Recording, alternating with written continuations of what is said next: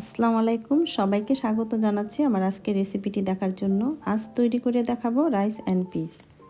এটা জামিয়াকানের বিখ্যাত একটি খাবার, আর এটা তৈরি করার জন্য প্রয়োজন হবে না স্পেশাল কোনো মশলাপাতির। সাধারণ কিছু উপকরণ দিয়ে তৈরি করে নেওয়া যায় এই রাইস অ্যান্ড পিস, আর এটা খেতে হয় অসাধারণ। আপনারা চাইলে চিকেন, বিফ, ল্যাম্ব যে কোনো কিছুর সাথে পরিবেশন করতে পারবেন, এমনকি মাংস ছাড়াও এটা খেতে পারবেন। আশা করছি আজকের রেসিপিটি আপনাদের ভালো লাগবে। যদি ভিডিওটি ভালো লাগে লাইক, শেয়ার, কমেন্টস করবেন। তো চলুন দেখে নেওয়া যাক কিভাবে তৈরি করতে হয়। রাইস অ্যান্ড পিস তৈরি করতে আমাদের লাগবে বিনস। এখানে আমি টিআরএসের রেড কিডনি বিনসটা নিয়েছি। আপনারা যে কোনো ব্র্যান্ডের বিনসই এখানে ব্যবহার করতে পারবেন। আজকে রান্নার জন্য এখানে আমি বাসমতি চাল ব্যবহার করছি। চাইলে আপনারা যে কোনো সুগন্ধি পোলার চাল অথবা ভাত রান্না করার চালও এখানে ব্যবহার করতে পারবেন। আরও নিয়েছি কয়েকটি লাল সবুজ বোম্বাই মরিচ, ফ্রেশ টাইমস, স্প্রিং অনিয়ন বা পেঁয়াজ পাতা, আর লাগবে কিছু রসুন।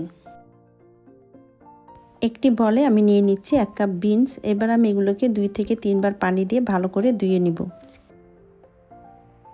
বিনসগুলো ধুয়ে নেওয়ার পরে এবার এর মধ্যে আমি দিয়ে নিচ্ছি পরিমাণ মতন পানি, 3 কোয়া রসুন। এবার দিয়ে দিচ্ছি টাইমসটা যদি আপনাদের হাতের কাছে না থাকে সেই ক্ষেত্রে না দিলেও চলবে, দিলে সুন্দর একটা ফ্লেভার আসে এবং রাইসটা খেতে ভালো লাগে।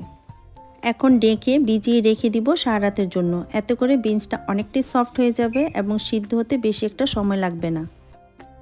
চুলায় একটি হাঁড়ি বসিয়ে এর মধ্যে দিয়ে দিচ্ছি ভিজিয়ে রাখা বিনসগুলো, আর এটাকে কিন্তু পানি সহই দিতে হবে। সেই সাথে দিয়ে দিচ্ছি পেঁয়াজ পাতা এবং মরিচ। একটু নেড়ে চেড়ে মিশিয়ে এই পর্যায়ে অ্যাড করে দিচ্ছি পানি প্রায় 3 কাপ। চুলার আঁচ হাইতে রেখে ঢাকনা দিয়ে ঢেকে অপেক্ষা করব 10 থেকে 15 মিনিটের মতো। প্রায় 15 মিনিট পর আমি ঢাকনাটা খুলে নিচ্ছি। বিনসটা কিন্তু এখনও সিদ্ধ হয়নি। এই পর্যায়ে এর মধ্যে দিয়ে দিচ্ছি কোকোনাট মিল্ক। এখানে আমি ক্যানের মিল্কটা ইউজ করছি, আপনারা চাইলে কোকোনাটের ফ্রেশ মিল্কও এখানে ইউজ করতে পারবেন। আবার একটু নেড়ে চেড়ে মিশিয়ে এর মধ্যে অ্যাড করে দিচ্ছি কালো গোলমরিচের গুঁড়া 1 চা চামচ। এবার দিয়ে দিচ্ছি অল পারপাস সিজনিং 1 টেবিল চামচ। দিয়ে দিচ্ছি 5-7টি অল স্পাইস বা কাবাব চিনি। আরও কিছু ফ্রেশ টাইমস দিয়ে দিচ্ছি। আপনারা চাইলে এখানে ড্রাই টাইমসটা ইউজ করতে পারবেন, যেটা প্যাকেটে কিনতে পাওয়া যায়। এবার দিয়ে দিচ্ছি বাটার 1 টেবিল চামচ। দিয়ে দিচ্ছি চিনি 1/2 টেবিল চামচ। সেই সাথে স্বাদ মতো কিছুটা লবণ। দিয়ে দিচ্ছি পানি 1 কাপ। আমার মনে হচ্ছে এটা সিদ্ধ হওয়ার জন্য আরও কিছু পানি লাগবে।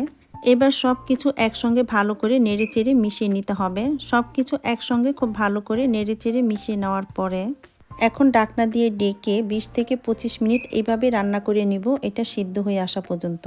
প্রায় 25 মিনিট পর আমি ঢাকনাটা খুলে নিচ্ছি। পানিটা অনেকটাই টেনে বিনসগুলো প্রায় সিদ্ধ হয়ে এসছে। এই পর্যায়ে এর মধ্যে দিয়ে দিচ্ছি ধুয়ে পানি জড়িয়ে রাখা চাল। এখানে আমি 1.5 কাপ বাসমতি চাল ভালো করে ধুয়ে পানি জড়িয়ে রেখেছি 15 মিনিট। এবার সব কিছু একসঙ্গে খুব ভালো করে একটু মিশিয়ে নিয়ে এর মধ্যে দিয়ে দিব পানি। এখানে আমি 1.5 কাপ পানি ইউজ করছি, যেহেতু আমি চালটাকে ধুয়ে জড়িয়ে রেখেছিলাম 15 মিনিট।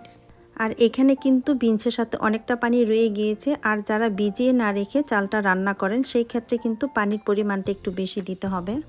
এবার চুলার আঁচ মিডিয়ামে রেখে ঢাকনা দিয়ে প্রথমে 10 থেকে 15 মিনিট এটাকে রান্না করে নিব। 15 মিনিট পর আমি ঢাকনাটা খুলে নিলাম। এবার ভাতটাকে একটু নেড়ে চেড়ে মিশিয়ে নিতে হবে। এইভাবে নেড়ে মিশিয়ে আবারও ঢাকনা দিয়ে ডেকে চুলার আঁচ একদম লোতে করে আমি 10 থেকে 15 মিনিটের জন্য এটাকে দমে রেখে দিব। আর আপনারা যদি পাতলা হাঁড়িতে রান্নাটা করেন সেই ক্ষেত্রে নিচে একটা তাওয়া দিয়ে দিবেন, তাহলে নিচে পুড়ে যাওয়ার আর ভয় থাকবে না। প্রায় 15 মিনিট দমে রাখার পরে আমি আবারও ঢাকনাটা খুলে নেড়ে চেড়ে একটু মিশিয়ে নিচ্ছি। রাইসটা কিন্তু হয়ে গিয়েছে। আপনারা দেখে হয়তো বুঝতে পারছেন এটা দেখতে কতটা সুন্দর এবং পারফেক্ট কালার হয়েছে। এই অবস্থায় এটাকে নামিয়ে নিতে হবে, কারণ ঠান্ডা হলে এটা আরও অনেকটাই জর্জরে হয়ে যাবে। এবার আমি এটাকে গরম গরম সার্ভ করে আপনাদেরকে দেখাচ্ছি। এই তো তৈরি হয়ে গেল আমার খুবই মজাদার রাইস অ্যান্ড পিস। আমার তো খুবই পছন্দের এই খাবারটা, আশা করছি আপনাদেরও ভালো লাগবে।